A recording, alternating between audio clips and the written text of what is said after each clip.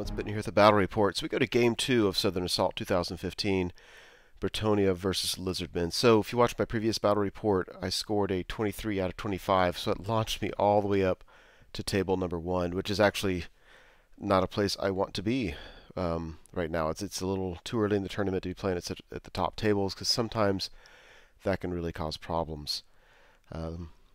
But, you know, in truth, though, when I saw my opponent's list, I was like, you know what, this is a really good matchup for me. Yeah, let's go through it, and I think you'll possibly see what I mean. So, starting on the far right, he's got a unit of skinks, and in there he's got a level 2 Lore of Heavens. He's got a Bastiladon and a Stegodon. Then another Bastiladon, and then a unit of Saurus Warriors. This thing is 30 strong.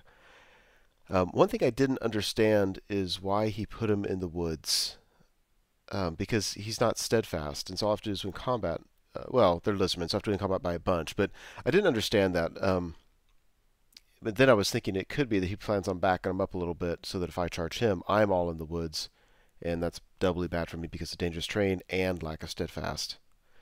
Regardless, there's an ancient Stegodon. Next to it is another skirmishing unit of skinks, and in with them he has his second level 2 Lore of Heavens. Behind it, he's got a small unit of ranked up skinks with his Battle Standard Bearer. Then he's got an Old Blood on a Carnosaur. So this thing's got a 1-up rerollable armor save, a 4-up ward save, and really super high strength. This is the one thing in his army I'm worried about. All these, and then he has another Stegodon. All the Stegodons, Bastiladons, I don't know. I mean, they certainly can hurt. They can kill some knights, but for the most part, I just not really worried about them. Bastiladons aren't stubborn, so I could just combat res them to death. And for the Stegodons, I've got my general with heroic killing blow, which he's gone through games just one by one knock things off. Yeah, the Old Blood is the one thing I'm concerned about. I just really don't have any great answers for it. One thought would be to get in with my heroic killing blow lord and just kill the Carnosaur and then hope to win through combat res. The Old Blood is he can do some damage, but my general also has a 1-up rerollable armor save. So I think with the strength modifier, it means I'd be like a 5-up, 5-up, and then a 5-up ward, and that can be pretty frustrating when you're trying to wound that. So anyway, so up against it, I put my Peg Knights in the front line. I want them to go after the Spellcaster and the BSB.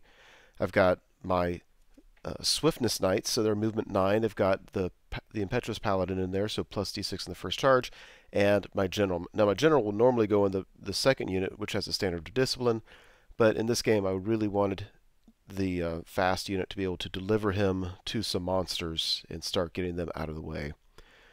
So like I said, my second Knight of the Realm unit is +1 leadership. They've got my Battle Standard Bearer in there. He's got a 1-up rerollable armor save.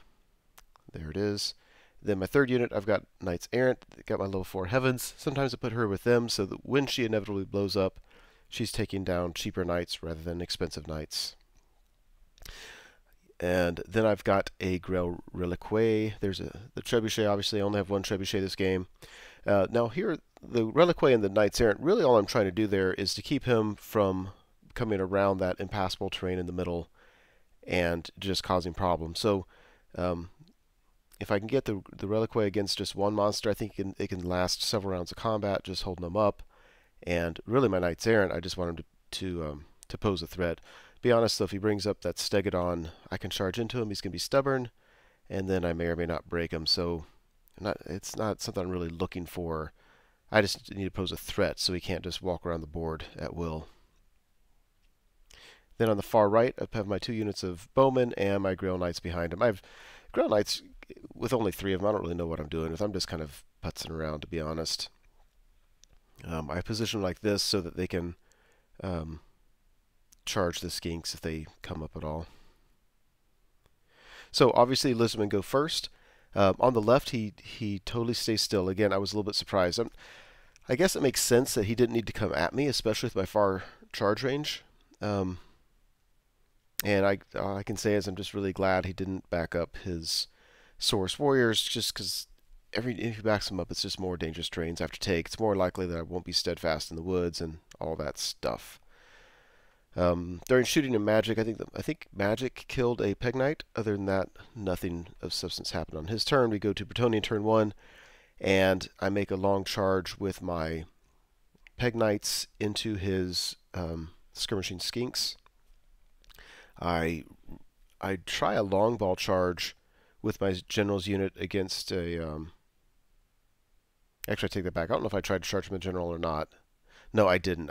Because I was going to go against the Stegodon. I wanted to so badly, but then I'm like, you know what? What happens if I win and reform? I get countercharged by Source Warriors, and if I overrun, then I probably get flank charged by the Source Warriors. So I move both my blocks up a little bit just so I can have a better chance of getting a successful double charge next time.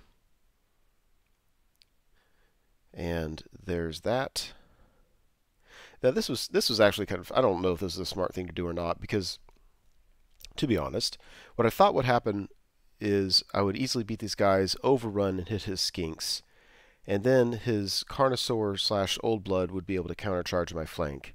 And I think what would happen there is I would do a lot of damage to the skinks. I'd probably focus attacks on his BSB, probably be able to kill him, but in the long run I'm going to lose my Peg Knights because the Carnosaur is going to eat my champion turn 1, and after that he's going to eat all my knights. Or if my opponent plays it right, somebody else will get in a challenge with my champion, and the Carnosaur is just going to eat Peg Knights. So it might have been more aggressive than I needed to do. So after combat, again, I thought they would go into the skinks. My opponent thought they would go into the Old Blood, and it wasn't worth any fight, and because I was like, you know what, either way works for me. If I go against the Old Blood, now he's just going to kill my champion and have a chance of getting away. So it could work out better for me anyway, and a lot of times in games, if I just don't care one way or the other, I just let it go. Because just because I think it was supposed to go one way does not mean that's true. So we got a Lizardman turn 2. Yeah, he charges Carnosaur, or no, I'm sorry, the Carnosaur's tied up with my Peg Knights. If you look on the right, his skinks are being very aggressive coming towards my archers. I think he's seeing that archers can't hit anything. He's parked his Stegodon just to the right of that impassable terrain. He parked him in a way that really my Knights Errant can't quite charge him, but he can charge me. So I thought there was some pretty good maneuvering over there. But again, to be honest, I'm not really worried about it. If he, I can push forward with the Grell Reliquae. If he charges that, then I can countercharge later. But the only problem with that plan is I don't want him double charging the Grell Reliquae. After combat, yeah, I feed him a champion. He easily breaks me. Actually, he doesn't easily break me, but he has a charge and a flank. And I think he really only did a couple wounds. Now, in doing the battle report, I see that I should have removed the standard bearer. So instead of having 3 guys left, there should only be 2 guys left. And thankfully, it makes no difference to the rest of the game. But yeah, in hindsight, ooh, I hate making mistakes like that, and I apologize to my opponent for making it. We go to Bretonnia in turn 2. I take all 3 Knight buses and charge his Source Warriors. I can't make with all 3. I knew I wouldn't be able to, but I wanted to make sure that at least 2 of them could make it. They all made it. So I let the Knights Errant just have the failed charge. And it is a thing of Bretonnian beauty. I hope I have a close-up picture later. And my Peg Knights rallied, which, I mean, that doesn't really do me any good, because if he charges a Carnosaur at the Peg Knights, I'm probably just going to flee, and he's going to redirect and whatever. But, I don't know. Yeah, so this was kind of funny. He'd been shooting at my bowman, I've been shooting at him. He's winning that fight. I'm down to like 5 bowmen left. Not just shooting. I think that Bastillodon over here casts one of its, like, has a magic missile spell. So anyway, on my turn, I charge my 5 remaining bowmen at his skinks. He does a standard shoot, kills all 5. So, I'm like, okay, that sucks. So then the Grell Knights charge, and they get away. So yeah, I don't know. I feel like the right side of the board isn't really that impactful. But this, oh god. Oh, the glory of Bretonnia. It's been a long time since I've been able to see this. Yeah. I think they're going to do well. I think they're going to do real well. The problem with cold-blooded, though, is you never know. And it's not the end of the world if I don't break him on the charge, but it'd be nice. If I don't break him, he's going to countercharge the right unit with the Bastillodon and the left unit with the Ancient Stegodon and his Old Blood and Carnosaur, and just start doing a lot of damage. I'd much rather break these guys in the charge and then at least get a charge into the on the Bastillodon on the right, and the left unit's probably screwed no matter what. So the Saurus Warriors, I do all my attacks. I don't kill. I mean, I kill a bunch, no doubt about it. He does a bunch of attacks back, and actually does a lot of wounds. I think he only killed one in my leftmost unit, but he did, I think, 4 wounds in the rightmost unit, which I thought was kind of a lot. After combat, the BSB's unit overruns into the Bastillodon, so that's nice. And my general's unit, really, I just stayed there. I didn't want to overrun because I was just going to take dangerous terrain tests. I didn't think I was going to get out of line of sight anyway. And I didn't want to reform to the left because I couldn't in lance formation. And if I did any other formation, I just really didn't like it. It was just going to put my characters up there. The Carnosaur could just kill both of them without me playing challenged games. So, Lizardmen turn 3. His Carnosaur charges my Peg Knights. I run. And so then the Ancient Steg and the Carnosaur charge the flank of my Knights. If you look on the top right, his Skinks, I guess we can go over here. His Skinks do not rally, so actually it's kind of bad for me because now they're safe. Otherwise it would have been close to my Grail Knights. And over here, so luckily my general has heroic killing blow, so the Carnosaur is going to come in. I'm going to feed him my Paladin, or I did feed him my Paladin with the Impetuous. So I don't know if that was the right thing to do or not. Had I not done that, I think he just would have killed a few regular knights. Why did I give up a more expensive character for that? So in hindsight, I don't think it was smart to just kill my Paladin. Yeah, anyway. I think that's actually before combat. Yeah, because here we go. The Bastillodon does a shooting attack, kills 1 Grail Knight. Yeah, there we go. So after combat, you know, the Ancient Steg kills a couple knights. The Carnosaur, Old Blood, kills my Paladin, and we stick. So again, I don't know. I think I was just assuming that if I fed my Paladin, it would save bodies in the unit, which would let me be steadfast a little while longer. As you can tell, my general did not get heroic killing blow off on the Steg. It's not guaranteed. I certainly wasn't upset about it, but it really would have helped. I was kind of hoping, okay, this turn you kill the Steg, next turn you kill the Carnosaur, and well, yeah, didn't work out. BSB's unit killed the Bastillodon, just beat it through combat res, and was able to run him down, so that was nice. And we go to Bretonnia turn 3. So Peg Knights rally, and because they fled a charge, they could actually rally and march. So that was nice. And say they move over to the left in preparation to charge his BSB's unit. Let's see, if you look on the far right, my Grail Knights just moved up to get out of the Bastillodon's line of sight. They really just want to be able to take care of get the points on those Skinks. My Knights Errant unit is positioned such that it can see the Ancient Stegodon on the right and it can see the Stegodon on the left. So I have 2 choices for the Lore of Heaven's magic missile spell. I say Thunderbolt. And otherwise still just kind of keeping in reserve, seeing if they're going to be needed to help with the big fight in the middle. Go to the magic phase, and with the Thunderbolt I actually kill the Ancient Steg. That was pretty nice. Getting the spell off wasn't a big deal, but for the spell to wound it and then do all the wounds of it, I had done, I think, maybe a wound through shooting. I don't know. But anyway, he dead. And the Bastillodon fails his panic test, so that was nice. So the right side of the board, the right flank, is totally looking good. I mean, I don't think it's likely that both the Skink unit and the Bastillodon will run off the table, but if just one of them will, you know, it's just more manageable. It gives me time to do other stuff with them. And then we go to the shooting phase, and the Trebuchet for the first time in this game decides to wake up, and it hits the Stegodon on the head, wounds it, and does all 5 wounds or 6 wounds or whatever it has. So that was nice. That was real nice, because that Steg was about to charge my probably anything it wanted, but I think it was going to charge my Knight Errant unit, and that just, you know, over time he could have just held that unit up forever and maybe even won eventually. So yeah, I think at that point my opponent, justifiably so, was getting a little bit frustrated. He's seen his big monsters just being taken off the table, and certainly in one turn having one die to magic and one die to shooting is rough. So over here we go to combat, and yeah, so the general this time decides to kill the ancient Stegodon, which gives me just tons of combat res.